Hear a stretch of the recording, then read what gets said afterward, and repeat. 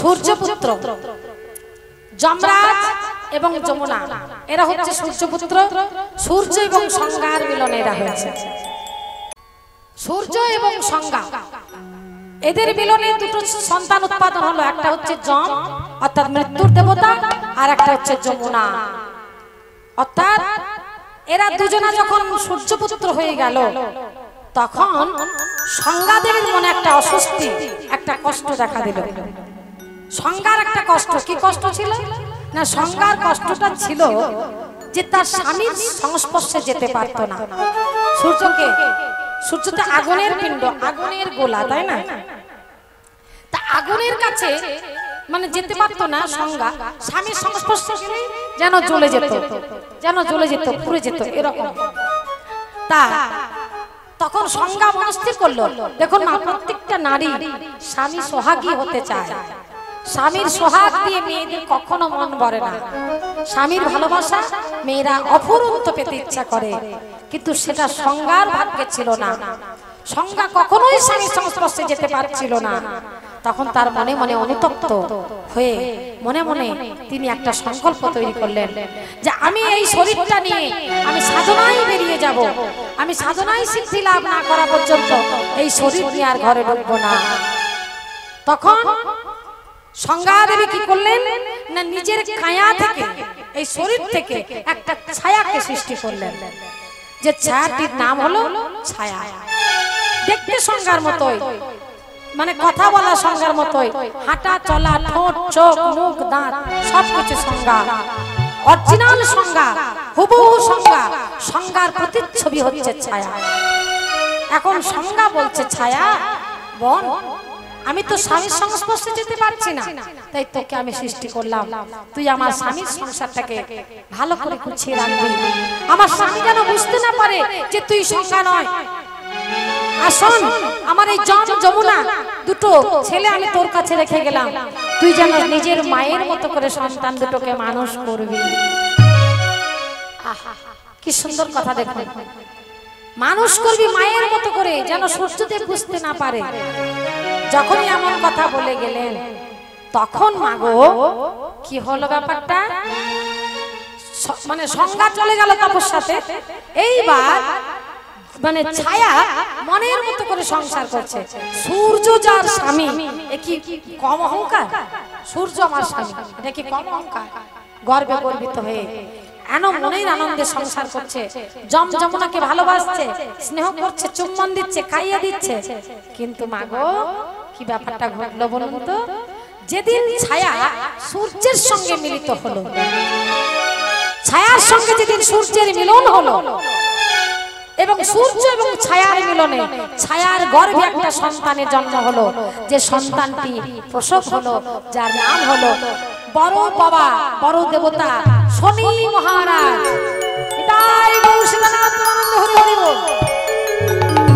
এবার শনি মহারাজ যখনই ছায়ার পেটে জন্ম নিল, আচ্ছা মায়েদের একটা কথা বলি, সত্যি কথা, আমরা মেয়েরা কি অতটা ভালো?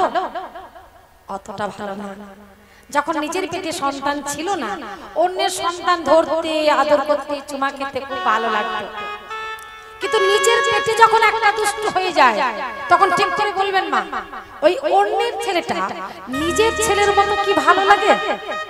লাগবে কাউকে? আমার ছেলেটার মতো অন্যের ছেলে কি ভালো লাগবে? এর মধ্যে কিন্তু গরমিল শুরু হয়ে গেল। ছায়া যখন নিজের সন্তানের প্রতি বেশি নজর দিতে লাগলো, শনি মহারাজের প্রতি বেশি আকৃষ্ট হলো, শনির বেশি সেবাতে।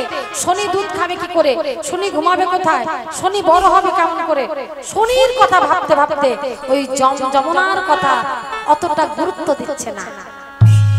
কিন্তু সূর্য দেবতা উনি তো মানে প্রকৃত জ্ঞানী, তাই না? উনি বুঝতে পারলেন একই মায়ের যদি তিনটে সন্তান হয়, একই মায়ের যদি তিনটে ছেলে হয়, তাহলে একই মায়ের ভালোবাসা কি কম বেশি হবে? সূর্য দেবতা যখনই বুঝতে পারলেন, তখন উনি কি করলেন, তখন উনি মানে বুঝতে পারলেন এটা ছায়া, এটা মানে ছায়া সংজ্ঞা নয়। তখন ছুটে গেলেন শ্বশুর মশাইয়ের কাছে। সূর্য দেবতা শ্বশুর মশাই কে? বিশ্বকর্মা। বিশ্বকর্মার কাছে ছুটে গেলেন। শ্বশুর মশাইয়ের কাছে গিয়ে বলছে, কই শ্বশুর মশাই, আপনার ডাকুন আপনার মেয়েকে, ডাকুন। আমার সংসার বানের জলে ভাসিয়ে দিয়ে গেছে, আমার সংসারটা নষ্ট করে দিয়ে কোথায় যেন চলে গেছে, ডাকুন আপনার মেয়েকে। এইবার সূর্য দেবতা কি করলেন, জামাই রুষ্ট হয়েছে দেখে জামাইকে খুব স্তুতি করলেন। স্তুতি মানে প্রশংসা, যশ। দেখবেন মাগো, যদি আপনি আমাকে মারতে আসছেন, একটা ওসি হাতে করে মারতে আসছেন, আমি যদি বলি ধুর মশাই আপনাকে আমি চিনি না, আপনি কত মহৎ, কত উদার, কত সরল, কত ক্ষমাশীল, আপনি মারতেই পারেন না আমাকে। আপনি মারতে আসছেন আমাকে ভয় দেখানোর জন্য, আপনি আমাকে মারতে পারবেন না। আরে আপনার উপরটা যেরকম কঠিন, ভিতরটা সেরকম কঠিন নয়। আপনাকে আর কেউ না চিনুক, আমি চিনেছি। আপনি কত ক্ষমাশীল, কত দয়ালু, আপনি যে মহান, আপনার মনের মধ্যে উদারতা। আরে আপনি সৎ লোক। সৎ মানুষ যারা হয় তাদের রাগ বেশি হয়। আপনি রাগ দেখাচ্ছেন, কিন্তু আপনি যে কত সহজ সেটা আমি জানি। দেখুন, সেই শত্রুকে যদি আপনি এইভাবে যশ করেন, ফুলিয়ে দেন, তা শত্রু আপনাকে মারতে পারবে কি? শ্রীমদ্ ভাগবত গীতা ভগবান কি বলেন, অনুদ্বেগ করং বাক্যং সত্যং প্রিয়ং হিতং চ যৎ সাধ্যায়া ভাষণং চৈব বাগ্ময়ং তপোচ্যতে। বাগ্ময় তপস্যা হলো সত্যি কথা বলা, মিষ্টি কথা বলা, প্রিয় করে বলা। তাই সূর্য দেবতাকে যখনই বিশ্বকর্মা মিষ্টি করে স্তুতি করলেন, সূর্য দেবতা তুষ্ট হয়ে গেলেন।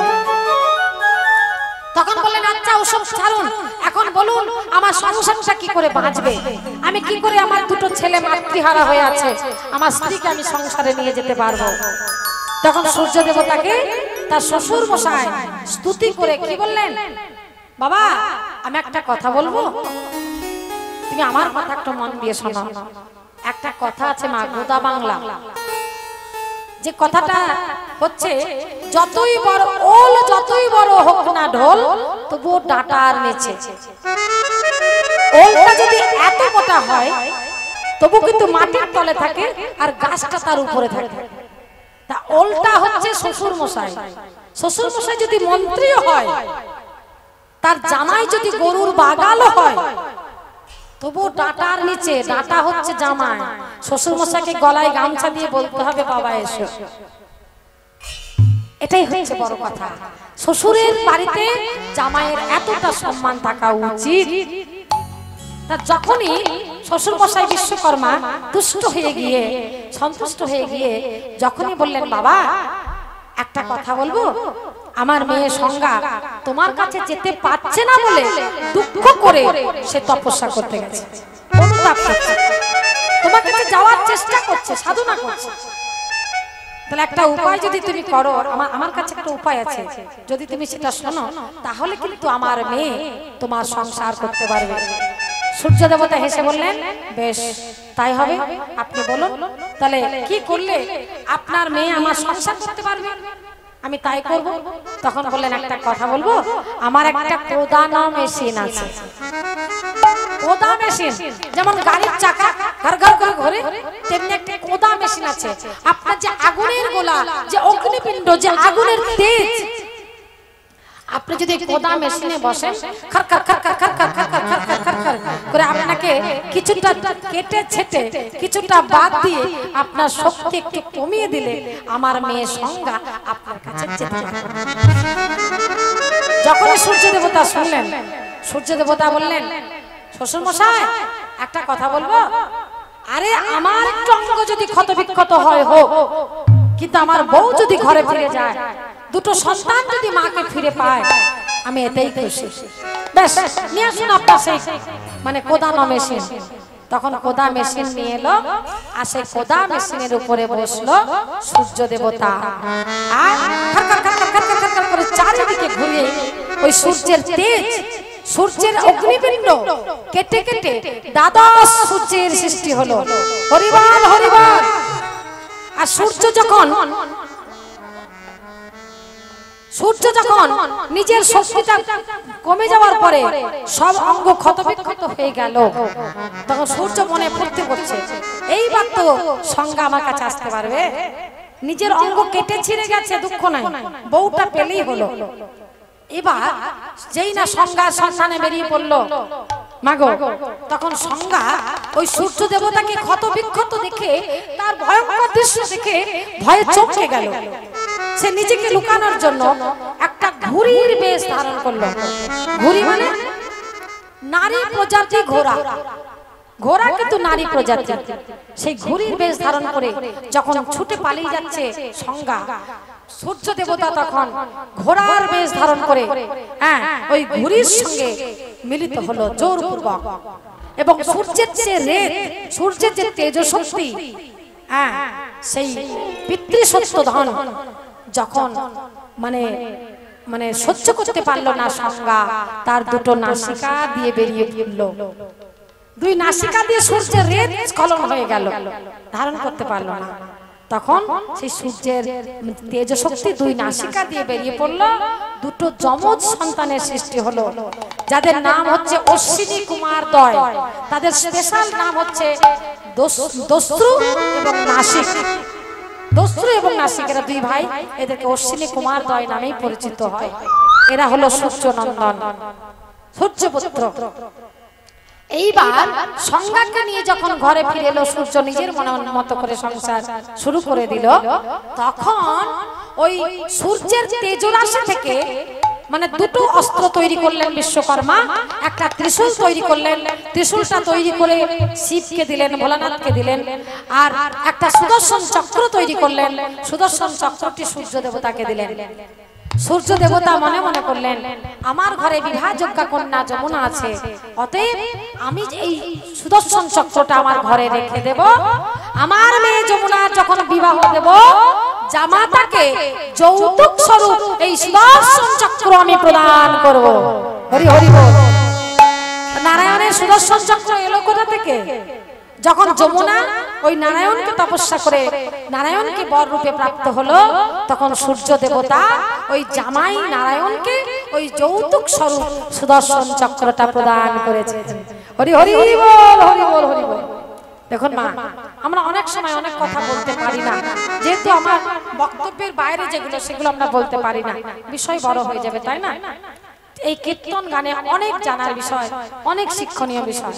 এই যে রাধারানী, এই যে রাধারানী মধুর কৃষ্ণ কথা বলছেন, প্রাণের কথা, মধুর কথা, আনন্দের কথা, সুখময় কথা যদি কিছু থেকে থাকে সেটা হচ্ছে কৃষ্ণ কথা। এই প্রিয় সখী তুলসীকে নিয়ে বলছেন। এই তুলসী কে? এই তুলসী হচ্ছে রাধারানীর গোলক ধাম থেকে, সেই গোলক বৃন্দাবন থেকে এই তুলসী হচ্ছে রাধারানীর প্রিয় সখী। কিন্তু এই তুলসী বৃক্ষ হয়ে এখন আমাদের সামনে দাঁড়িয়ে রয়েছেন। এই যে দেখুন, যেখানে কীর্তন হবে, ভাগবত হবে, হরিকথা হবে, সাধু সঙ্গের হাট বসবে, সেখানে তুলসী মহারানীকে আগে সম্মানিত করা উচিত। তাছাড়া সেখানে হরিকথার আসর উপযুক্ত নয়। এই যে তুলসী বৃক্ষ, তাহলে সেই রাধারানীর সখী তুলসী বৃক্ষ হলো কেমন করে, এগুলো জানার বিষয়। বলবো কি ছেড়ে দেব? বলবো, বলবো মা? আচ্ছা, এই যে রাধারানীর প্রিয় সখী তুলসী, এই তুলসী মানে একবার গোলক বৃন্দাবনে যখন ছিলেন, তখন নারায়ণকে মনে মনে প্রতিরূপে পাওয়ার লালসা করেছিলেন। মানে রাসলীলা হচ্ছে, আসে বৃন্দাবনের সেই রাসে, এই বৃন্দা দেবী সামান্য একবার মনে হলো, আহা, গোবিন্দকে যদি একবার জড়িয়ে ধরতে পারতাম, আমি যদি একবারও স্বামী রূপে পেতাম। এই যে মনের মধ্যে একবার জেগে গেল। দেখুন বাবা, গোবিন্দ হচ্ছেন পাঞ্চা কল্পতরু। কল্পতরু বৃক্ষের নিচে বসে যে যা চায় সে তা পায়। এই যে হরিকথার আসর বসেছে, এই হরিকথার আসরটাই, এই সাধু সঙ্গটাই হচ্ছে একটা কল্পবৃক্ষ। কিন্তু এখানে বসে আমরা ঠিক মতো ঠিক সবকিছু চাইতে পারি না। চাইতে পারি? আমরা চাইতে জানি না। একজন ভিখারি এখন গাছের তলে বসে আছে, কিচ্ছু খাবার পাইনি, ভিক্ষা পাইনি, মনে মনে করছে, বাপরে বাপরে, যদি একটু পেট ভরে খাবার পেতাম। মনে মনে একবার ভেবেছে, গাছটা ছিল কল্পবৃক্ষ গাছ, আর সঙ্গে সঙ্গে একজন ভারে করে এসে অনেক চব্য চেষ্য লজ্জ পেয়েও খাবার দিয়ে চলে গেল। ওরে বাবা, ও বাবা, কি সেবা যে হলো বাবা, এত সেবা করেছে, মনে মনে করছে বাবা এত খেয়েছি, যদি একটা খাট বিছানা থাকতো একটু গাটা আরাম করে গড়াতে পারতাম তাহলে কিন্তু অনেকটা সুস্থ অনুভব করতাম। কল্পবৃক্ষ গাছ তো ভাবতে না ভাবতে খাট বিছানা পাশ বালিশ গদি স্ট্যান্ড ফ্যান সব চলে এসেছে, একদম আরাম করে শুয়ে পড়েছে। মনে মনে করছে বাবারে এই বন জঙ্গলের মাছ, এবার যদি একটা বাঘে এসে আমাকে খেয়ে নেয়। যেই না ভাবা অমনি একটা বাঘ এসে হাও করে খেয়ে নিয়েছে। মহাজন বললেন, বোকা তুই চাইতে জানিস না, যখন দেখলি খাবার চাইলে খাবার পেলি, বিছানা চাইলে বিছানা পেলি, তখন তুই ভাবতে পারলি না আমি একটা ঘরের ভিতরে যদি থাকতাম তাহলে তোকে বাঘে খেয়ে মরতে হতো না। কিন্তু তুই কি ভাবলি যদি আমাকে বাঘে খেয়ে নেয়, তাই যেই না ভাবা আর অমনি তাকে বাঘের পেটে যেতে হলো। তেমনি ভগবানের কাছে এসে চাইতে জানতে হয় বাবা, মনের মতো না চাইলে কিন্তু ঠিক মতো ফল পাওয়া যায় না। হ্যাঁ, অনুকূল ঠাকুর এই গানটি খুব ভালোবাসতেন। ওরা চাইতে জানে না ভগবান দয়াময়, চাইতে জানে না দয়াময়, চাইতে জানে না দয়াময়, দয়াময় চাইতে জানে না দয়াময়। করুণার সিন্ধু কূলে বসিয়া মনের ভুলে এক বিন্দু বাড়ি তুলে মুখে নাহি লয়। করুণার সিন্ধু কূলে, করুণার সিন্ধু আমার গোবিন্দ তার কূলে বসে আছে, কিন্তু করুণার সিন্ধু কূলে বসিয়া মনের ভুলে, মনের ভুলে এক বিন্দু বাড়ি তুলে মুখে নাহি লয়। ওরা চাহিতে জানে না দয়াময়, দয়াময় চাহিতে জানে, চাহিতে জানে, চাহিতে জানে না দয়াময়। কি সুন্দর বসিয়া করুণার সিন্ধু কূলে, যেখানে করুণা ভরা একটা সাগর রয়েছে, সেখানে বসে ধুলোবালি নিয়ে কারাকারি করছে, কিন্তু ওই মানে এক বিন্দু বসিয়া মনের ভুলে এক বিন্দু বাড়ি তুলে মুখে নাহি লয়। করুণার জলের ধারে বসে আছে, তো জল পিপাসা যদি পেয়ে থাকে জল পান করো, তা নয়, এই বালিগুলোকে লোটালুটি করছে আর বলছে জল জল জল জল, সেইখানে তার মৃত্যু হবে। আমরা সংসারের মানুষ, সংসারে এসেছি কিন্তু সংসারের সারকে চিনলাম না। সংসারের সার হচ্ছে আমার নারায়ণ, আমার শ্রী বিষ্ণু। যখনই তুলসী নারায়ণকে মনে মনে কামনা করলেন, তখনই নারায়ণ বাঞ্ছা কল্পতরু, তিনি তার কৃপা হয়ে গেল। কিন্তু রাধারানী জানতে পারল, তুলসী তোর এত বড় স্পর্ধা, তুই আমার প্রভুকে, আমার স্বামীকে, আমার গোবিন্দকে তুই পতিরূপে পেতে চাস, তুই অভিশাপ দিলাম তুই নরজনী প্রাপ্ত হবি। যখন অভিশাপ দিল, তুলসী কাঁদছে নারায়ণের কাছে, বলছে দয়াময় তবে কি আমার ইচ্ছা পূর্ণ হবে না? ভগবান বললেন অবশ্যই হতবার ইচ্ছা পূর্ণ হবে।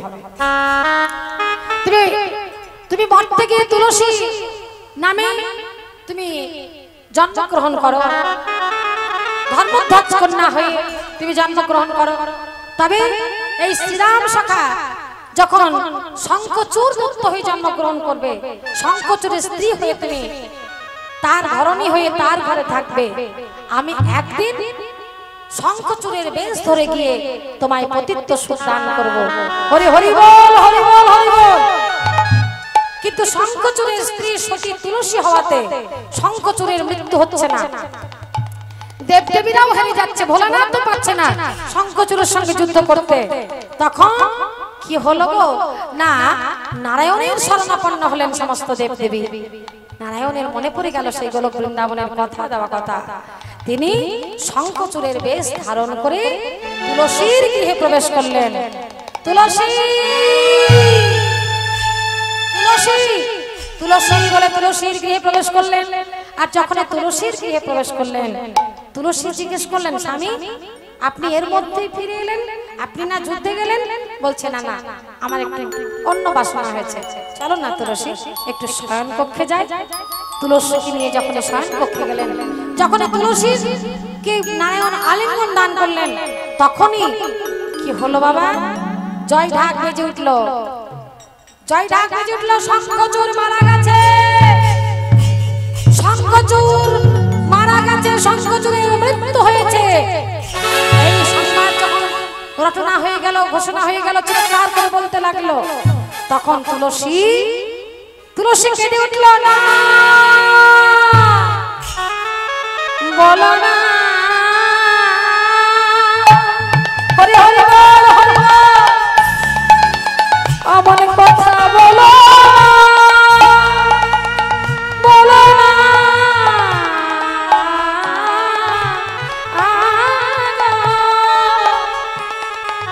এটা হতে পারে না, হতে পারে না, হতে পারে না।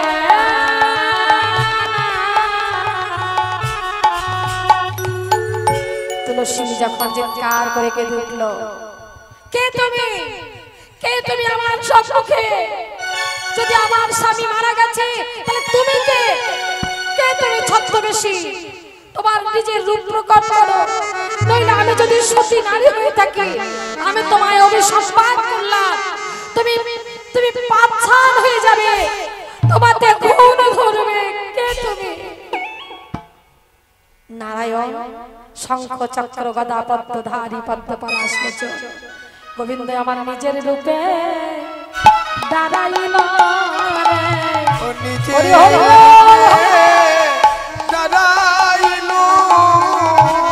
নিজের রূপে দাঁড়াইল রে, বলি সতী তুলসী সম্মুখেতে, বলি অনাদি রাধে শ্রী গোবিন্দ, ওই সতী তুলসীর সম্মুখেতে,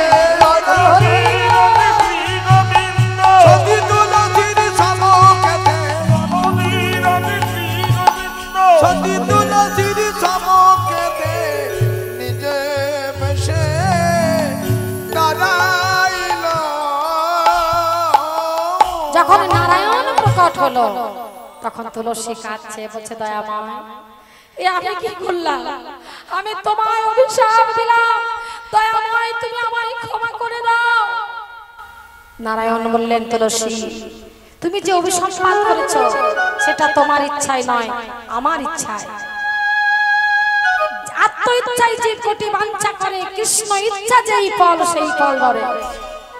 ঈশ্বরের মহিমা কিছু কখনো না যায়, কাঠের পুতুলি যেমন কুহুকে না চায়। তুলসী তুমি যা কিছু বলেছো সবই আমার ইচ্ছায়, তোমার চিন্তা নেই। আমি নারায়ণ শিলা অর্থাৎ পাষাণ হয়ে, নারায়ণ শিলা হয়ে আমি আসবো, আমি গণ্ডকী নদীর জলে আমি থাকবো। তবে হ্যাঁ, আমাতে ঘুম ধরবে, আমাতে বজ্রকীট পোকা আমাতে ধরবে। তোমার অভিশাপ আমি মাথা পেতে নিলাম। তুলসী কাঁদছে, দয়াময় এ আমি কি করলাম? আমাকে জগতের মানুষ কেউ সহ্য করতে পারবে না। নারায়ণ বললেন, তুলসী আমি যাকে একবার স্পর্শ করি সে অসতী হলেও সতী হয়ে যায়, তোমার চিন্তা নাই। এখানে যত সতী আছে, অহল্যা, দ্রৌপদী, কুন্তি, তারা, মন্দোদরী, সবার থেকে শ্রেষ্ঠ সতী হবে তুলসী সতী, বৃন্দা সতী। তুমি হবে আমার ধরনে, আমি নারায়ণ শিলা হয়ে থাকবো, কিন্তু তুমি তুলসী বৃক্ষ হয়ে জন্ম নেবে। কিন্তু তোমার তুলসী পত্র আমার নারায়ণ শিলায় না চাপালে, আমার যতই সুন্দর করে ভক্তরা নৈবেদ্য দেয়, একটা তুলসী পত্র নিবেদন না করলে সেই সেবায় আমি গ্রহণ করব না।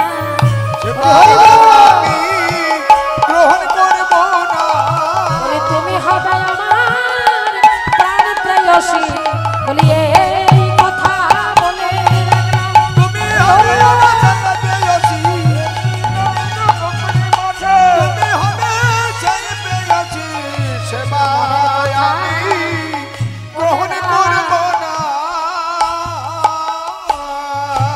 সেই তুলসী দাপর যুগে আবার রাধারানীর সখী তুলসী হয়ে এসেছিলেন।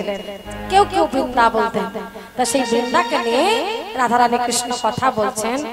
গোবিন্দ আমার গোষ্ঠে গমন করেছেন, আর গোবিন্দের গোষ্ঠ যাত্রা দর্শন করে রাধারানীর মনে বড় আক্ষেপ যে আমার গোবিন্দ সূর্যের তাপে উত্তপ্ত দ্বিগুণ উত্তপ্ত বালুকায় চরণ রেখে আমার গোবিন্দ যাচ্ছে গোষ্ঠে, আর সেই দৃশ্যটা আমি দর্শন করলাম, তাই আমার বড় কষ্ট হচ্ছে। আমি যদি গোবিন্দের সেবা করতে পারতাম। তাই তুলসীকে বলছে, তুলসী একবার যা না। বলি যা তুলসী দেখে আই না, তুলসী দেখে আই না। বলি আমার গোবিন্দ কেমন আছে, বলি একবার গিয়ে দেখে আই না। আমার প্রাণ গোবিন্দ কেমন আছে, চাই না। গোবিন্দ কেমন আছে, রানী গোবিন্দ জয় রাধে। রানী গোবিন্দ কেমন আছে, যা। যা তুলসী দেখে আয় না।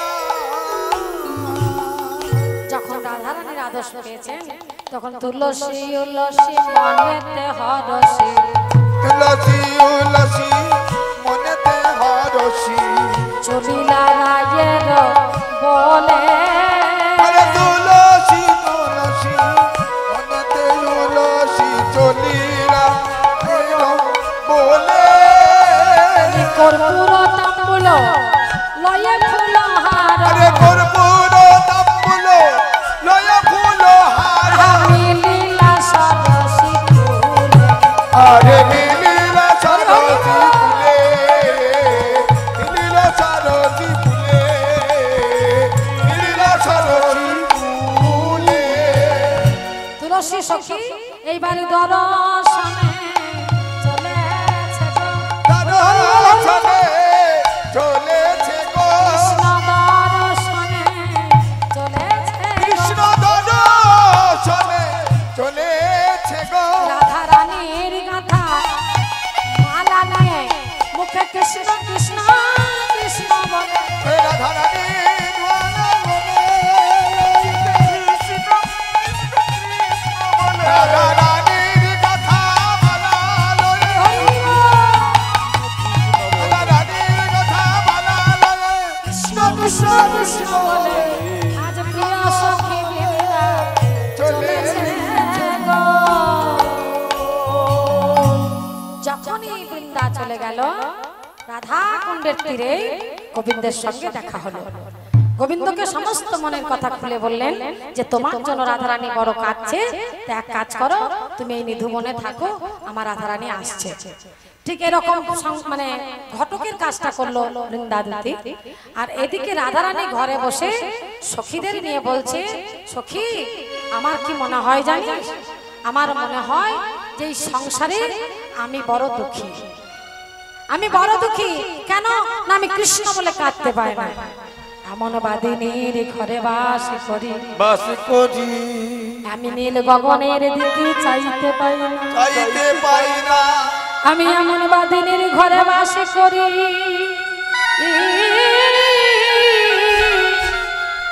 আমি কালো চুল বুকে খুলে রাখতে পাই না। কেন জানিস না, পাপ ননদিনী এসে বলে, বৌদি কি বাবা সে কেলে ছোড়া কি ভাবছো নাকি? কেলে ছোড়ার কথা মনে পড়েছে বুঝি? আমি এমন আমার মনের কথা কি বলবো সখী, আমি কালো শাড়ি পরতে পাই না। পাপী ননদিনী বলে আমি নাকি কালোকে মনে রেখেছি।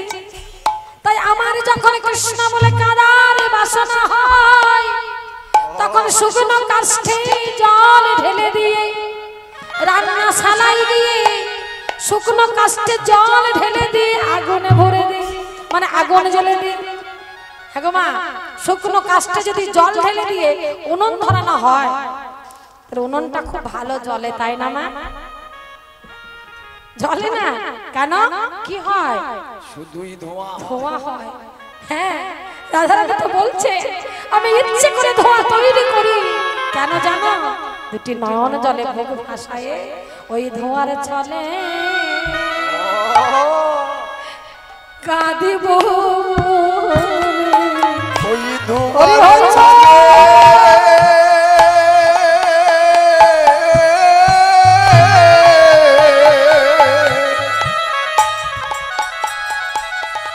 আমি কাঁদব বলে দুটি নয়ন জলে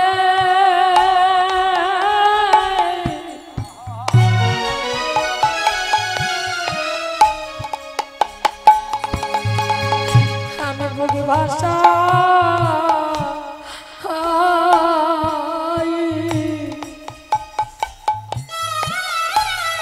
আমি দোয়ার ছলে আমি বসে কাঁদি দুটি নয়ন জলে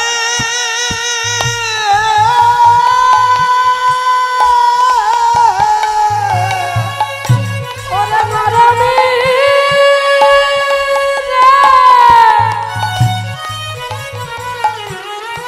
মরণী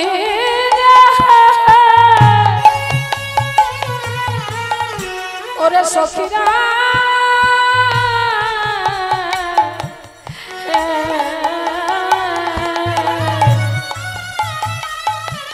দুটি নয়ন জলে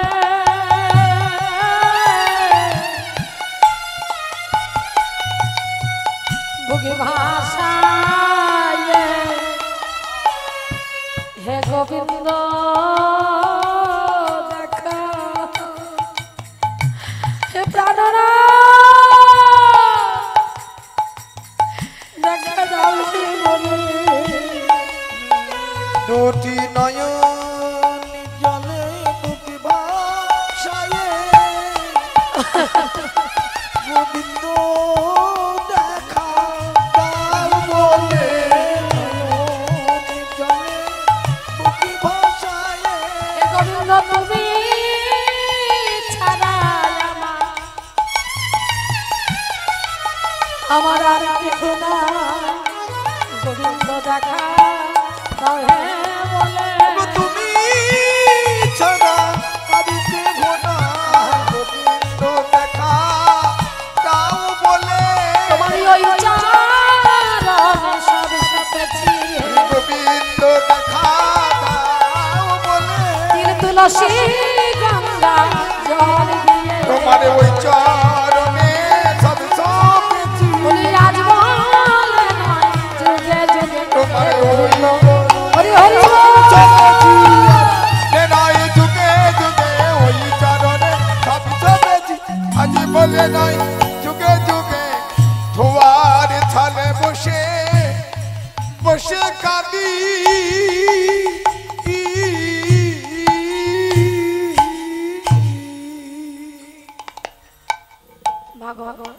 যেই না রাধারানী আমার কেঁদে উঠেছেন কৃষ্ণ বলে কেঁদে উঠেছেন আর এই কথা এই কান্না রাধারানীর শাশুড়ি মা শুনতে পেয়ে গেছেন বৌমা কি হয়েছে বৌমা বৌমা কাঁদছে কেন ছুটে এসেছে জটিলা এবার জটিলা রাধারানীর কাছে এসে বলছে বৌমা তুমি কাঁদছো কেন বৌমা তুমি কাঁদছো কেন বৌমা তুমি কাঁদছো কেন আস্তে যখনই বলেছে বৌমা তুমি কাঁদছো কেন রাধারানী ভয় পেয়েও আবার ভয় থেকে বিরত থাকলেন রাধারানী শুনতে পেলেন যে আমার শাশুড়ি মা শুনতে পেয়েছে বাপরে বাপ সর্বনাশ হয়ে গেছে পরক্ষণে দেখলেন কেন কাঁদছে সেটা শুনতে পায়নি জিজ্ঞেস করছে কেন কাঁদছো বৌমা তাহলে কৃষ্ণ বলে কাঁদছে সেটা শুনতে পাইনি অতএব আমাকে এমন কিছু বলতে হবে যেটাতে সাপও মরবে অথচ লাঠিও ভাঙবে না শাশুড়ি মা হচ্ছে কৃষ্ণ বাদিনী আর রাধারানী হচ্ছে কৃষ্ণ প্রেমময়ী তাহলে এদের মধ্যে কত পার্থক্য রাধারানীর যে শাশুড়ি জটিলা আর এই জটিলাকে লুকিয়ে লুকিয়ে রাধারানী কৃষ্ণকে ভালোবাসেন কৃষ্ণকে প্রেম করেন এটা কেন কেন এটা শাশুড়ি মাকে মানে ননদীকে লুকিয়ে প্রেম করছেন কেন না এখানে একটা ঘটনা ঘটেছে রাধারানী আয়ান ঘোষের বিয়ে করা বউ এই জটিলার ছেলে হচ্ছে আয়ান ঘোষ আর সে আয়ান ঘোষের ছেলের বউ হচ্ছে, আয়ান ঘোষের বিয়ে করা বউ হচ্ছে রাধারানী। তাহলে ভাবুন, তাহলে রাধারানীর শাশুড়ি মায়ের কাছে মানে গোপন করছেন তার প্রেমিকের কথা, তার ভালোবাসার কথা, তার সত্যিকারের কথাটা প্রকাশ করতে চাইছেন না, গোপন করছেন।